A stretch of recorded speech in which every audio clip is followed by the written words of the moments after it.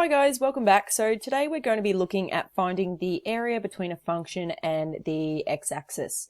So just as a little refresh here, if we are trying to find the slope of something, the slope is the same as the derivative. When I'm trying to find the area under the curve, that's the same as performing integration. And we've just gone and we've done a whole series on different types of integration. So linear substitution, nonlinear substitution, partial fraction, so on and so forth. So if you're actually looking about how to integrate something, I would suggest going and having a look at those videos first. This video is more focusing on the application of those skills.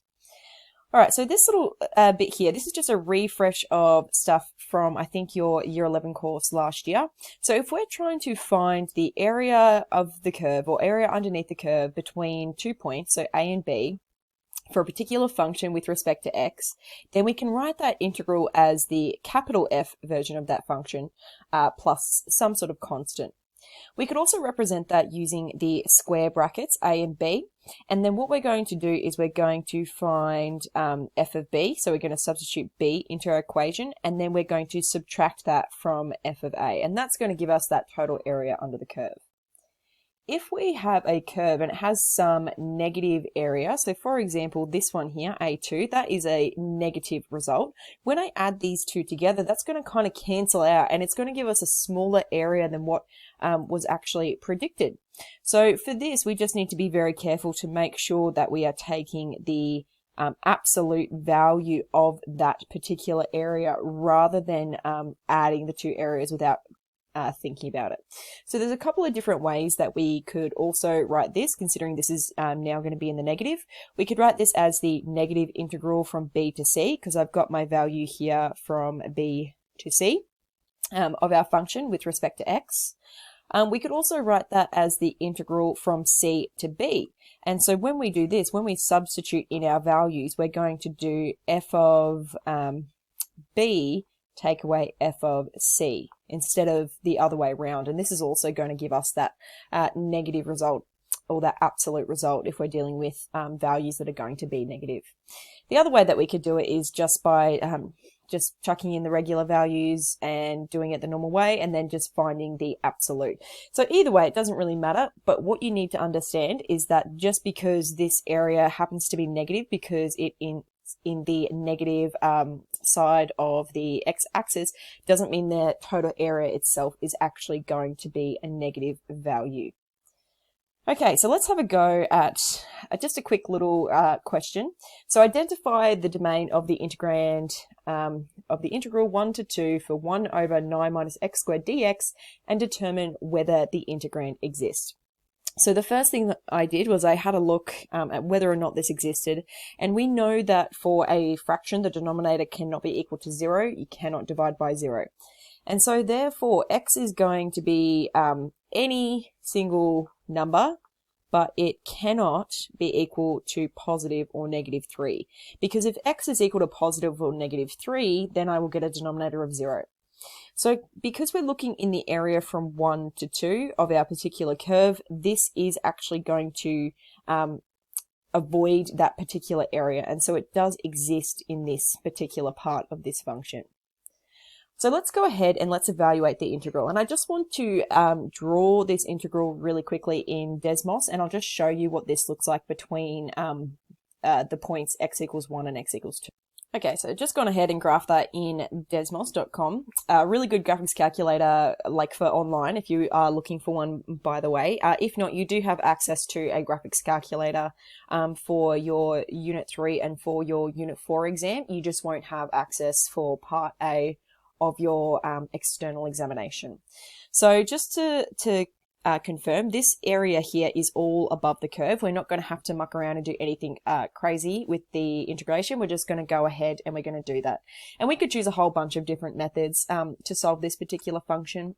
So pick any method that you prefer. Okay, so I've gone ahead and I've used some partial fraction decomp, and I found my values for A and B. And now I just want to go ahead and show you the integration for that. So I'm just doing the general integral at this point. I'm not substituting in values for A, my 1 and my 2 here, my lowercase a, my lowercase b. But let's go ahead. So if I'm integrating 1 over 6, 3 plus x dx, that's going to be the same as 1/6 ln of 3 plus x. And then when I integrate this, now we always are going to divide through by the inside derivative here. We just haven't had to do it before because this has always been 1x out the front, and when we're dividing through by +1, it doesn't actually change it. But now that we've got this negative x in here, this is actually going to become minus 1 over 6 ln x, 3 minus x.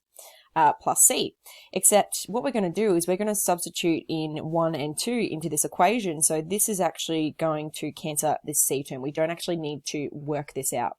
Let's factorize out this 1/6. So 1 over 6 ln, and then because we are subtracting the two functions, we could write that as a division. So 3 plus x over 3 minus x. We could also leave that as just 1/6 ln 3 plus x.